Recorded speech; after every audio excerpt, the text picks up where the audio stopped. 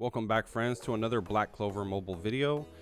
Today I wanted to talk about the attackers that we currently have in the game and touch over Noelle and Julius that are going to be coming out within 5 days from now for Noelle, and another 9 days after that, 10 days after that for Julius. And kind of speak about where I feel that they fit in currently. I'm just going to go over the SSR ones. If you guys want to see a full video in the future, definitely let me know down in the comments. I'll be more than happy to go over the SRs and the R versions of characters as well. But I felt fitting just going forward for what we're doing at this point. The SSR characters, besides like a Charmy and Soul and Voltos and Finral, most of the time you're going to be using the SSR DPSs. So as for the attackers and stuff like that, I'm going to go over them. If you guys are not subscribed already, please hit that subscribe button. It helps out so much and I really appreciate it. And without further ado, let's hop right into it. We're going to use the glossary because obviously I do not own every single attacker in the game right now. Let's go ahead and get them sorted by class and pop them up to the front. Okay. So let's go ahead and start with the season 1 Asta. I do have him, so I do have some insight on kind of what I've been using him on.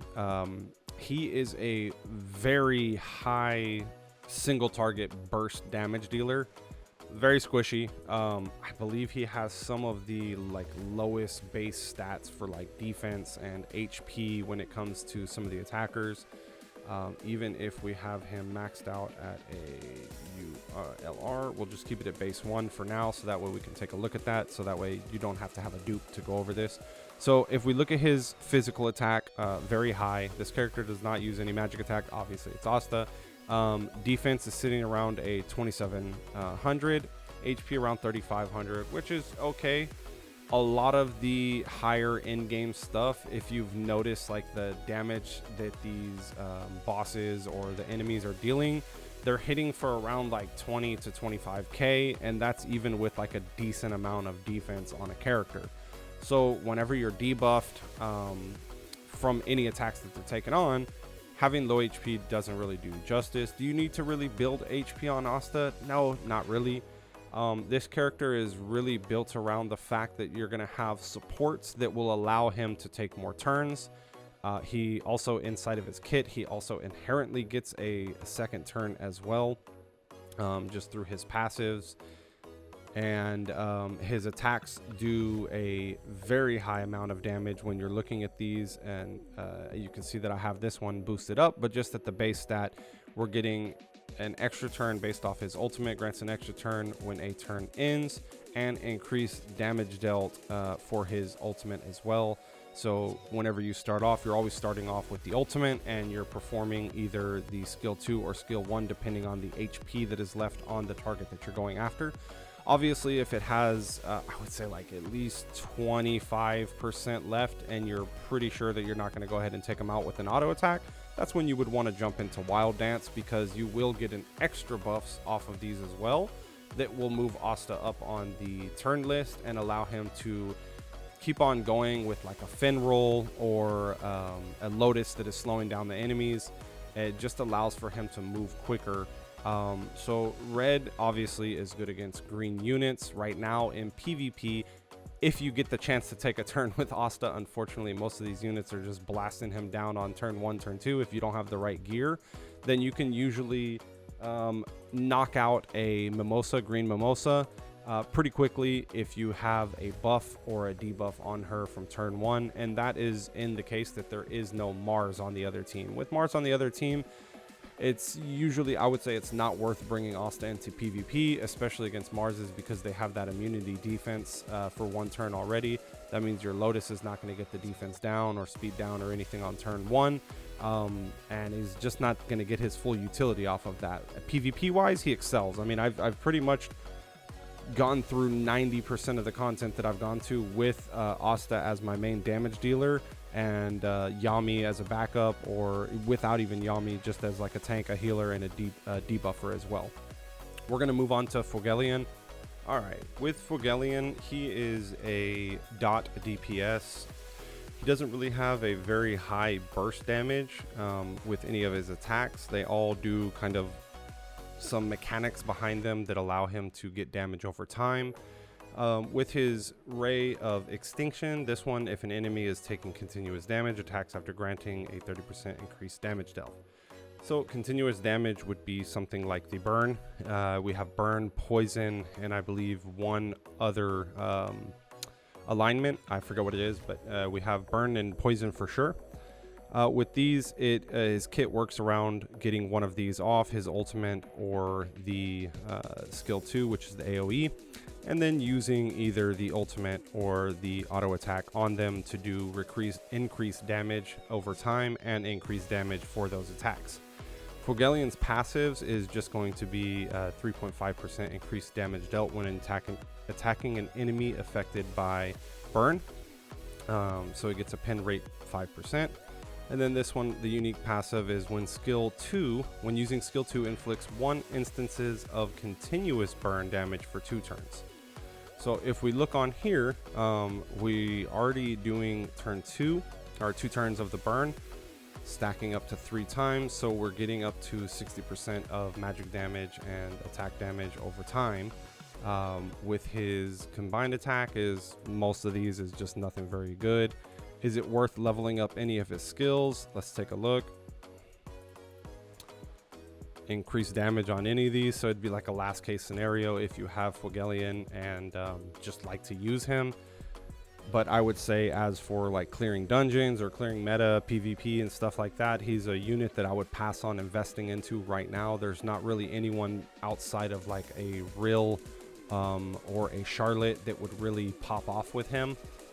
Nothing that's going to make him stand out above the rest, but in time we may have other characters that just increase damage done for dots. As of now, I think it's a hard pass on investing into him. Next on, we're going to go to the season 1 Blue Yami, which is an actual monster whenever it comes to the red dungeon. He is a very single target heavy base damage dealer for PvE. For PvP, the reason he is very good is his skill 2 allows you to do immunity, inflicts HP recovery immunity, which means that you cannot heal any of your units once they are attacked by his skill 2. This one is very good for people who are using like AoE healers, like the Mimosa, the green Mimosa. It doesn't allow for her to get any of her heals off. The only problem that kind of counters Yami that I run into, that I would say kind of avoid at all cost, is going to be when you're going up against a Mars. Mars kind of just counters him, so don't waste this on turn 1. Usually wait for like 1 turn or 2 turns to pass before using this, and then really getting the full utilization out of his skill 2. His skill 3, it hits an enemy with a knockdown attack dealing damage, inflicts SP -4 debuff on the enemy, and inflicts total silence. So reduced SP, obviously, as we know, is the special skills, and then silence does not allow them to use special skill and or skill 2. So a very good unit, very good skill to use in PvP as well, especially on healers or the big damage dealers. That way they don't get their special moves off, or they don't get their skill 2 off, which a lot of times skill 2 is just a heavy hitter or something with a lot of utility behind it. All right, next up we are going to go ahead and move on over to the Red Yami, which was a pickup banner that we just had that ended. With Red Yami, I did not pick him up on this account, but I was using him on my alt account just to play around with him and see how he was. Let's go ahead and take a look at his passives first. His enhanced passive is going to just be a damage increase when attacking a boss, so obviously something good for like dungeons or raids and stuff like that. Grants 15% increased crit damage, so again, just the damage increase on him. Yami has a pretty interesting kit. He is a very good unit for PvP, especially if we are going to move into like a green PvP meta. He would have been good to counter that. Unfortunately, the green meta for global was very short-lived. It'll be pretty much done and dusted by the end of next week, and then the red meta will be done and dusted by the end of that week, because Julius is going to be coming out. So right now we're kind of in a state to where these units are great and they're short-lived, and then we kind of move on to something else and move past it. But for his time in the PvP, he does inflict bleed, which was the last one that I was trying to think of. It was bleed, poison, and burn. So takes damage equal to 5% of max HP at the start of each turn, stacks up to 1 time. So this is not something that can be stacked, and it is 2 turns, so you're getting 10% of that health off of it. His second attack slashes an enemy using blade enhanced with dark magic, dealing damage. The wind slash upon attacking enemy afflicted with bleed inflicts a stun. So very good combo when we go from a skill 1 that is an AoE that has a I believe it's just straight up 100% unless they have like a debuff immunity or something like with Mars, like I was talking about. So everyone's going to get a bleed, and then you can get a stun off, which is great. Like I said, anything getting a stun or a silence on like a healer or a heavy damage dealer just to get you some more turns in to get their speed down or your speed up is a very cool unit. Does it work well in PvE? Of course it does. Of course it does. Whenever you look on the right side, whenever you're in PvE and you're fighting multiple enemies, it'll tell you on the right side of the screen whose action is coming up next. So if, for instance, you're with this unit, what would be a great combo is you use his skill 1, get everyone with the bleed effect on it for 2 turns at least, and then you have your tank taunt one of the enemies, and then he can stun the other. You're just leaving one that's going to physically have a chance to take damage or deal damage to anyone in the party. Most of the times by like 2-3 turns in, everyone should be coming after your tank.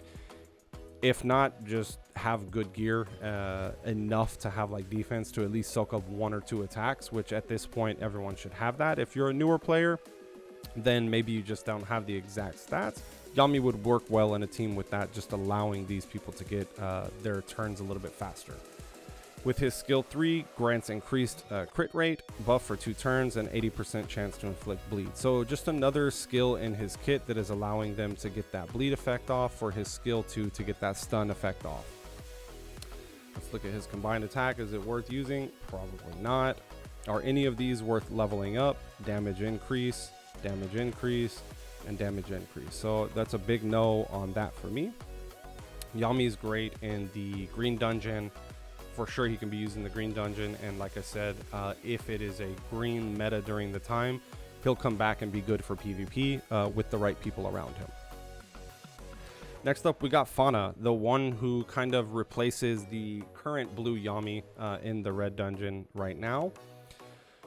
She is a pretty freaking busted character for that dungeon specifically, if you can keep her at above 100% HP, or not above, but if you can keep her at 100% HP, she does 15% increased damage with her passive.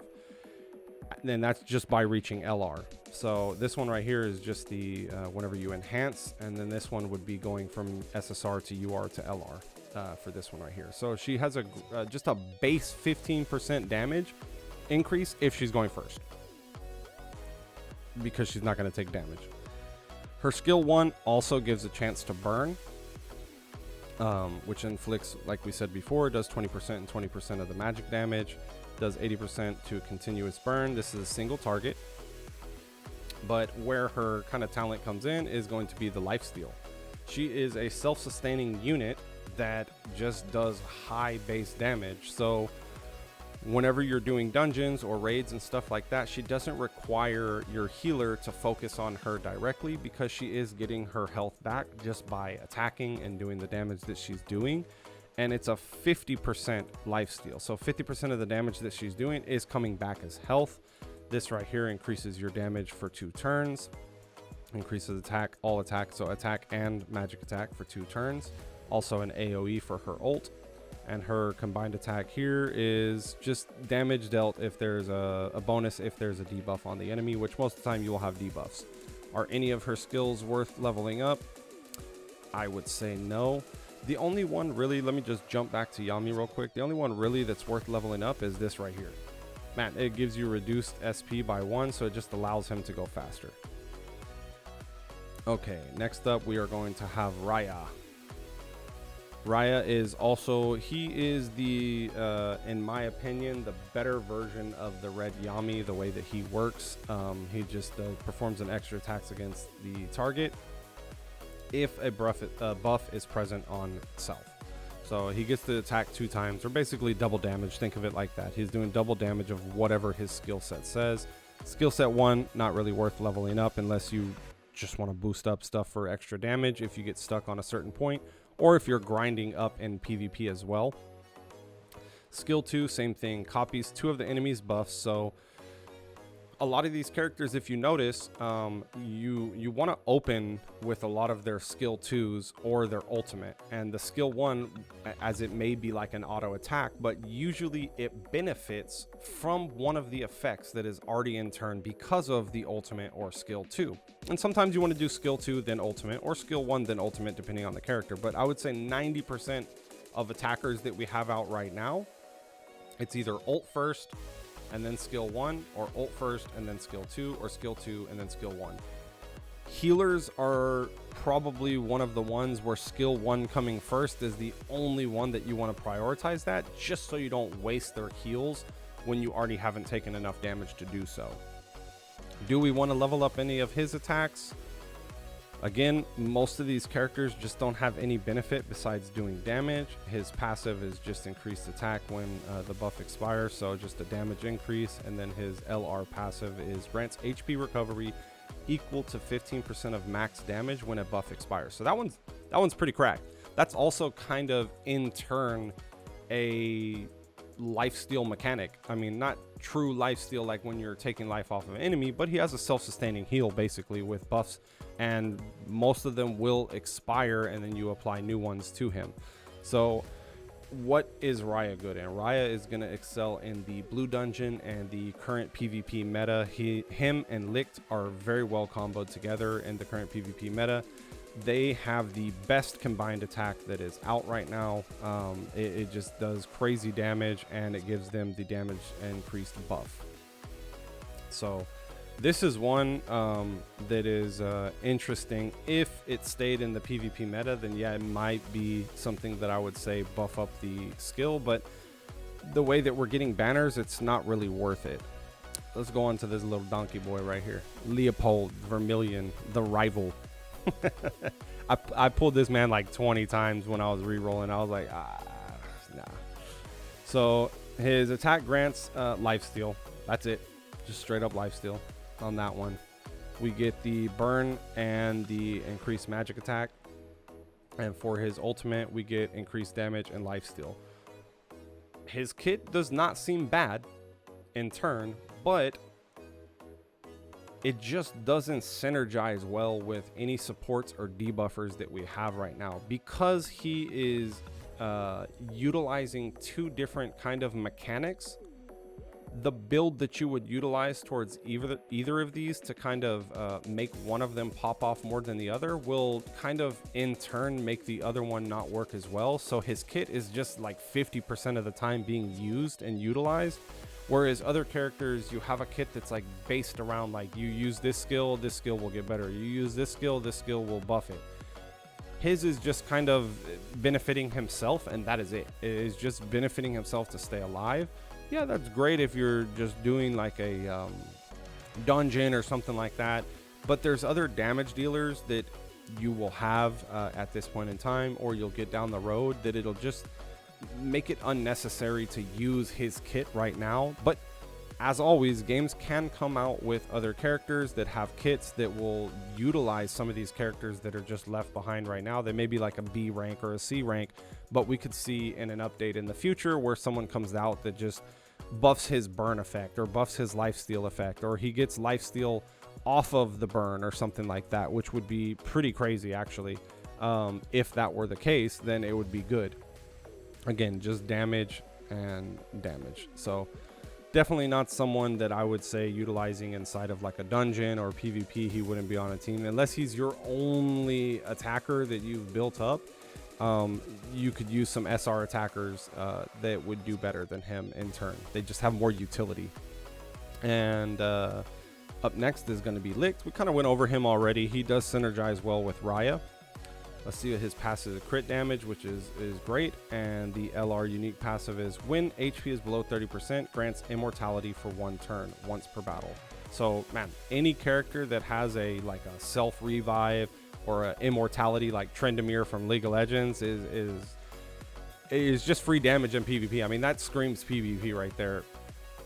I don't know if there's a way that this can be dispelled right off the bat because it is a passive. I doubt it.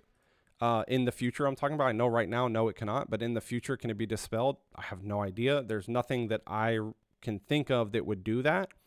So it seems like this character to me will just be a overall good character to use for PvE or PvP going forward. Is he going to be like the priority character over others? No. But his kit is amazing, and paired with Rhya, which has also a very good kit to use in both PvE and PvP. Definitely someone that I would say is worth building up. Should we level up his attacks? Again, they're all just damage increases. It's not really worth to put any effort or any materials into this right now, especially with Noelle and Julius coming out. Again, his combined attack, same thing as what we were looking at with Rhya. They do the damage dealt, and it's an AoE as well. Last but not least, we have Mr. Jack. I think Jack gets overlooked. Honestly, this character to me, I was looking over his kit. He does have a damage dealt upon attacking an enemy who is taking continuous damage. So he pairs well with someone who does like a poison, someone who does a burn, or someone who does a bleed. So someone like that, Red Yami, would be a pretty cool combination. With him and Red Yami would go very well together. And then this one, the unique passive, grants Sever for 1 turn upon using skill 2. Sever grants increased damage dealt in proportion to remaining HP, maximum 30%. So these are one of those unique kind of skill sets to where you really have to understand how to maximize the damage. Is not necessarily just maximizing stats and stuff like that on there. Maybe he doesn't need that. He just needs to survive to get the setup going off. So if we look at skill 1, it's bleed, so he can proc it for himself. Skill 2 right here, it increases penetration by 75%, crit rate by 26%, and speed by 35%. Overall, when you're looking at this out of turn, a lot of people skipped on him because they didn't want to get him. He wasn't like the main character to get for like the red dungeon. He wasn't a main character to get for like the PvP. Overall, if this character is built correctly and synergizes with the correct characters, I do have him and I do plan on building him up. And because the blue meta is going to come back with Julius, I did plan on putting him in the team and kind of showcasing my thought process of how he can be good, where he was kind of slept on the JP and Korean server. I think people were just, and this is a bold statement, but I think people were just overlooking the way that his kit works. I don't want to go too much in detail because I want to keep it a secret and kind of get up there and slap some people with it. But because he does percent-based damage, then it really excels. Sorry, I was putting my dog down. It really excels at characters that have really good gear, really good damage, or really good defense, and really good HP. Again, his ultimate does increase crit damage and bleed, but his real thing shines between his passive and his skill number 2. Combined attack with the Red Yami right here is another decent attack. Crit rate increase. Yeah, so crit rate, and which one was crit damage? Damage dealt, continuous. So that's crit rate and speed, and crit damage off of his ult. So yeah, overall a decent kit. I'll show you guys once he comes out. But that's going to pretty much wrap it up today for the attacker mages that are out right now. Once Noelle and Julius come out, I'll go ahead and touch in both of those. They'll both get their individual videos because I do plan on kind of going through Noelle and beefing her up on day 1. I've been saving all the materials to knock out her talents, to knock out her skills, and to get her to level 100 as fast as possible. Hopefully I have enough stamina saved up by then to just get the rest of the bond, because I did save boxes, but I'm not sure if it's 100% enough. We will see. But anyways, thank you guys. I know this video was real long. I hope you guys enjoyed it. I do plan on doing more guides and stuff for individual characters, but if there's someone that you have that's an SR character or something like that, that you're curious about how you should build them, how much you should kind of put into them for investment or anything like that, please let me know down in the comments. I always answer every comment that I can right now, and I've been up to date with everything so far. But as the channel grows and stuff like that, if I miss anything, give me a couple days. I do work full time, and I have a family as well, a wife and kids and everything. So I get to everything in time, I promise. I hope you guys have a great rest of your day or night, whatever time it is, and I'll see you guys in the next video.